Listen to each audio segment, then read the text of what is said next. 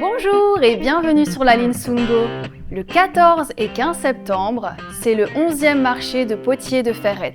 C'est au pied du château de Ferrette, donc c'est un endroit qui peut être intéressant, aussi bien pour les exposants que pour les promeneurs ou les acheteurs. Alors, on est une association de poterie depuis 2010. Moi, n'en faisant pas, j'ai quand même créé l'association parce que ça existait déjà à Ferrette et ça avait fermé. L'atelier avait fermé et j'ai trouvé ça dommage. Et j'ai décidé de relancer tout l'atelier avec deux céramistes, Charlène et son père, qui donnent des cours.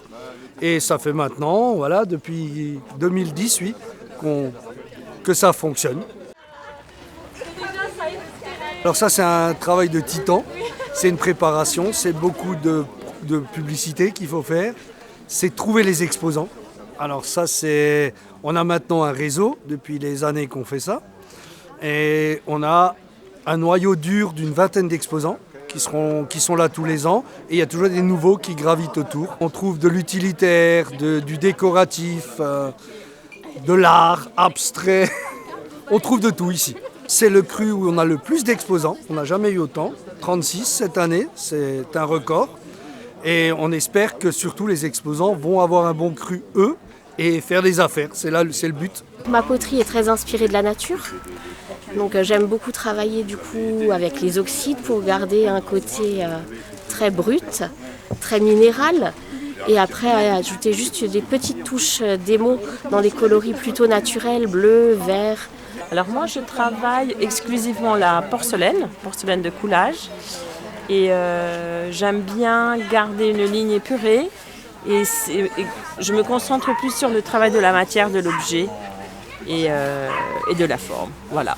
Moi, j'ai pas de potier dans ma famille, mais j'ai commencé quand j'étais petite. J'allais en vacances à Noirmoutier. Sur l'île de Noirmoutier, il y a de la glaise à marée basse. Et donc, j'ai commencé là. Et puis après, on fait d'autres choses. Moi, personnellement, j'ai fait la finance, comptabilité, expertise comptable et tout ça. Et puis, c'est plus son destin, finalement. Et donc, je me suis réorientée parce que après, j'en ai fait en atelier MJC, etc. Puis voilà. J'ai fini par me dire, c'est un métier et je vais le faire. Et donc, à 22-23 ans, je me suis lancée complètement là-dedans. Je suis partie chez un potier et voilà. Pas riche, mais heureuse. C'est un peu le biais de ce choix, mais c'est le seul endroit où c'est un petit peu délicat.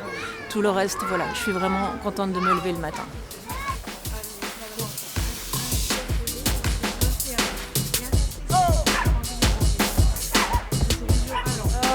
On pourrait dire que c'est un petit peu sur le thème un peu de Tim Burton. Voilà, je suis toujours dans les couleurs un petit peu sombres, dans des émotions un peu mélancoliques. Voilà. J'essaie de donner un peu une âme aux tasses de cette manière-là. Avant d'être céramiste, j'étais enseignante en art appliqué et j'enseignais l'histoire de l'art. Et tout cet univers que j'ai découvert finalement a beaucoup infusé dans mon travail de céramique. Et je pratique la plongée aussi.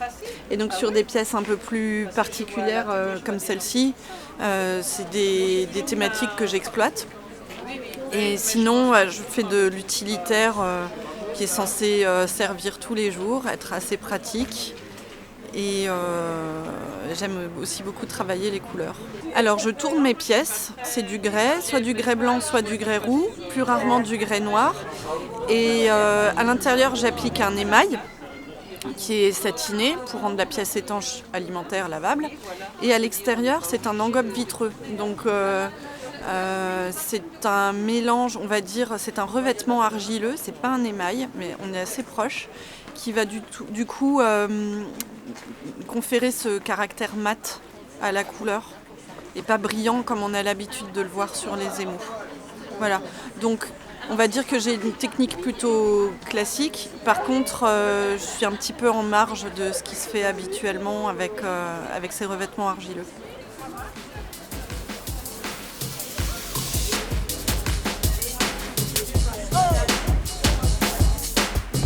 Que des fleurs, toujours des fleurs.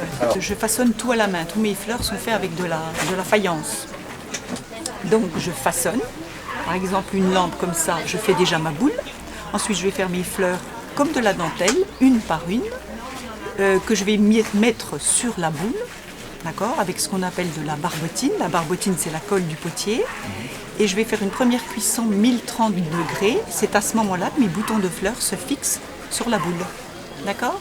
Ensuite, ça c'est la première étape. Ensuite, je peins, j'émaille et je recuis une seconde fois pour fixer la couleur.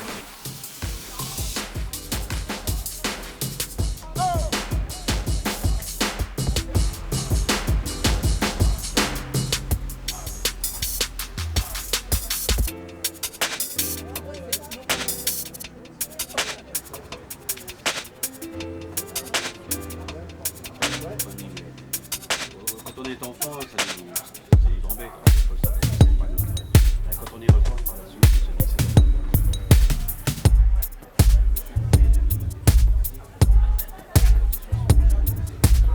que ce sont des poupées toutes en faïence, à suspendre en général, voilà, qui sortent de mon imagination.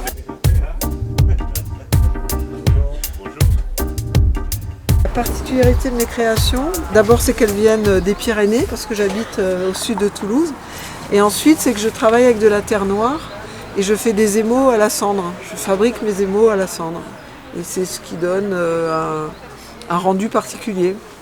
De vivre d'un métier créatif, oui, ça rend heureux.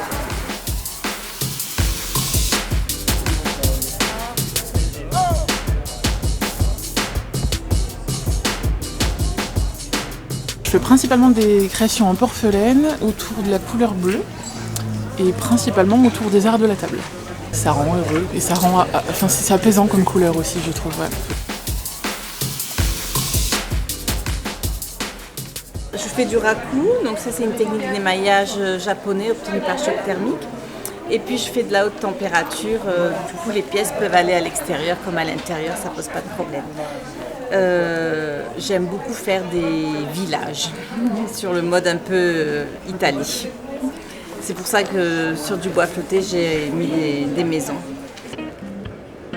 Retrouvez-nous bien sûr sur le réseau Câblé de Ferrette, sur Canal S qui regroupe toutes les chaînes alsaciennes et enfin sur YouTube. Alors à très bientôt et ne quittez pas la ligne.